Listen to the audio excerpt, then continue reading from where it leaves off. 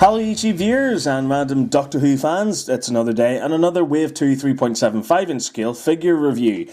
And for your viewing pleasure today, I'll be taking a look at this Screaming Weeping Angel figure. And here it is in its packaging, which is the same as all of the other packaging in this wave, except it's a little thicker to accommodate the angel's wings and base. But enough about that, let's move on and take a look at the figure itself. Okay, so here we have the Screaming Weeping Angel, and just like I said in my Clara review, we've gotten far too many variant figures in this wave, as a Weeping Angel was already included as part of Wave 1. But has the detail been improved since last time? Well, yet again my answer is yes, it has been. Taking a look at the face sculpt, you can see that it's screwed up into this screaming position, with its mouth open and some fangs visible inside. The cheekbones look razor sharp, the brow is furrowed, and there's some great shading on there, all of which the Wave 1 version is extremely lacking in. I don't know if it's the facial expression, but the Wave 2 figure just looks so much better. Maybe because the Wave 1 figure's face is just so bland and non-dramatic by comparison.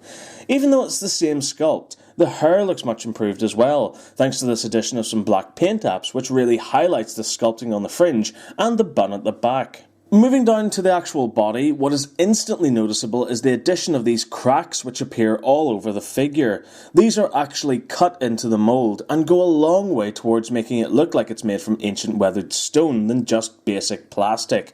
Likewise, the paint apps are much improved this time around. Just like on the face, the shading is much more noticeable, while the use of lighter and darker grey paint apps subtly applied to it really set it off. Even the wings on the back look much better, what with the addition of these two new effects, which combine well with the already sculpted feathers lining each wing.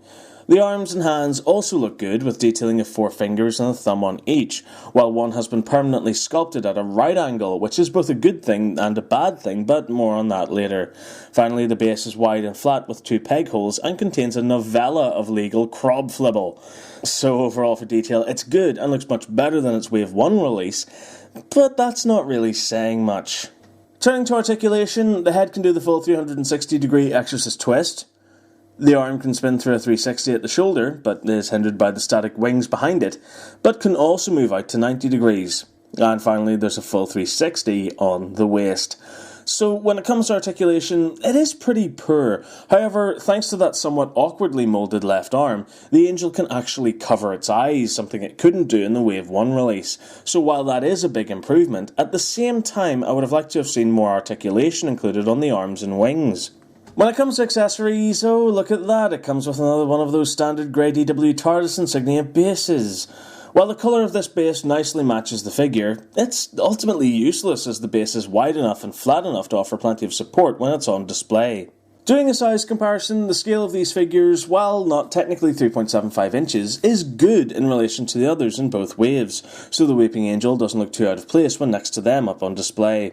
Comparing it to its 5-inch counterpart though, you can see just how much smaller the Wave 2 figure is, and while it does contain much more detail than the Wave 1 variant, it still lacks that stone and shading effect of the larger scale version. So overall, what do I think of this figure? Well, it's good.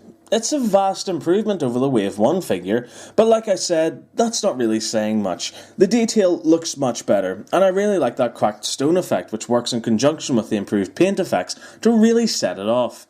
The face sculpt is also a major bonus. It's much more dramatic and sharper this time around.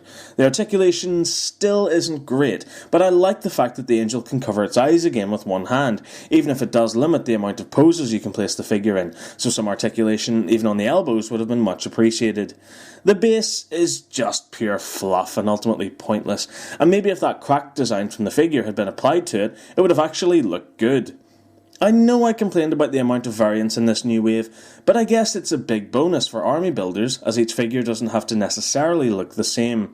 That, plus the fact that both heads are on ball joints, so are removable and swappable, means that hardcore collectors can ultimately have up to 4 variants of the same figure. But at the end of the day, while it is a basic figure, the detail, like the rest of this wave, is much improved, suggesting that character are still finding their feet with the design of this new 3.75 inch scale range. And so that does it for this review. Thank you very much for watching. I really hope you enjoyed it. If you did, remember to stay subscribed for more videos and keep up to date with all my latest news and reviews by liking my Facebook page and following me on Twitter. Thanks again for watching, and remember to keep following the nerd. Goodbye.